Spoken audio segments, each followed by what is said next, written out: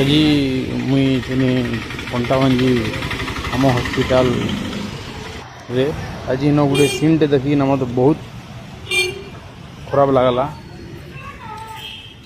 जेहेतु आमर कोटाबांजी रे आमर 40 किलोमीटर 50 किलोमीटर दूर बहुत दूर पेसेंट मैंने आसुचन भल हबार लगी।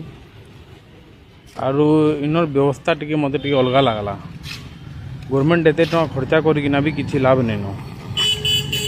आउ जड़े झीटे 8 ରୁ 10 वर्ष हवा डेथ करगले तांकर बॉडी के तांकर माँ बापा केन्ता आज नहीं ना जाऊँ।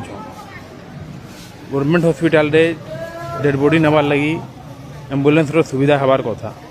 एम्बुलेंस टा डेड बॉडी नहीं घर के जीवार कथा।